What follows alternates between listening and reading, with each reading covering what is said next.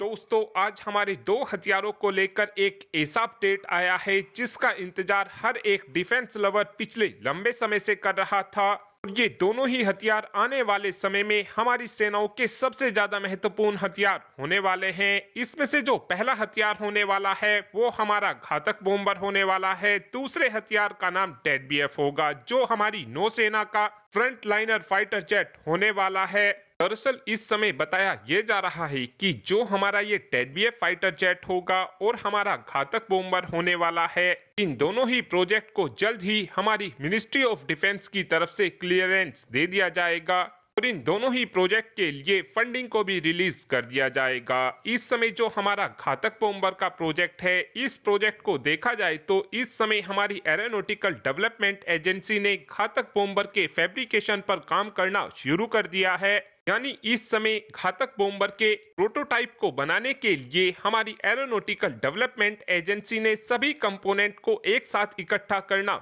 शुरू कर दिया है। बस केवल अब हमारे घातक बॉम्बर की असेंबली बाकी है। साथ में इस समय हमारे टेडबीएफ फाइटर जेट को लेकर बताया यह जा रहा है कि जल्द ही हमारे टेडबीएफ फाइटर जेट के क्रिटिकल डिजाइन रिव्यू को भी पूरा कर लिया जाएगा, जिसके बाद हमारे टेडबीएफ फाइटर जेट के ऊपर काम भी करना शुरू कर दिया जाएगा। इस समय बताया यह भी जा रहा है कि हमारे टेडबीएफ फाइटर जेट का पहला प्रोटोटाइप 2029 में हमको उड़ान भरता हुआ दिखाई देगा और इस फर्स्ट फ्लाई के हो जाने के 7 सालों बाद यानी कि 2036 से पहले पहले टेडबीएफ की सभी टेस्टिंग को हार्डली कंडीशन में टेस्ट भी किया जाएगा, जिसके बाद 2036 से टेडबीएफ फाइटर जेट को प्रोडक्शन के लिए भी क्लियर कर दिया जाएगा। और इस समय टेडबीएफ फाइटर जेट को लेकर बताया यह भी जा रहा है कि जहां पर शुरू में हमारी नौसेना 140 की संख्या में टेडबीएफ फाइटर जेट को खरीदना चाहती थी, अब हमारी नौसेना की तरफ से इस विचार में बदलाव किया गया है और इस समय हमारी नौसेना 140 टेडबीएफ की जगह पर केवल 80 ही टेडबीएफ फाइटर जेट को खरीदकर अपने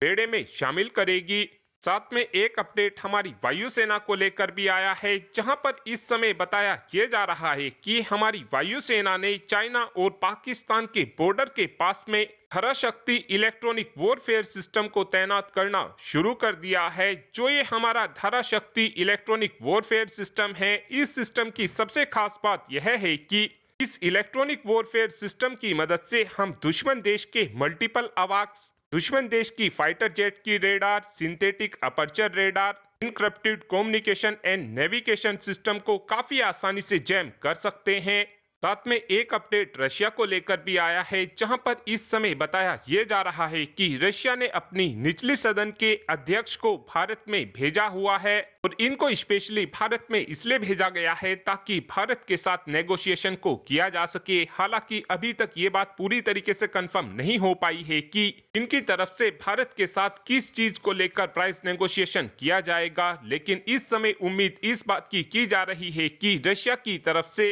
अपनी निचली सदन के अध्यक्ष को इसलिए भेजा गया है ताकि 257 फाइटर जेट के प्राइस को लेकर बातचीत की जा सके। साथ में इस बात के भी बहुत ही ज्यादा चांसेस हैं कि रशिया की तरफ से एसएमआर न्यूक्लियर रिएक्टर को लेकर भारत के साथ प्राइस नेगोशिएशन किया जा रहा हो और आने वाले कुछ ही दिनों के अंदर अंदर ये बात क्लियर हो जाएगी। आपको आने वाले समय में इस बात से अपडेट कर दिया जाएगा कि रशिया के ये अध्यक्ष भारत के अंदर किस चीज का प्राइस नेगोशिएशन करने आए हुए हैं।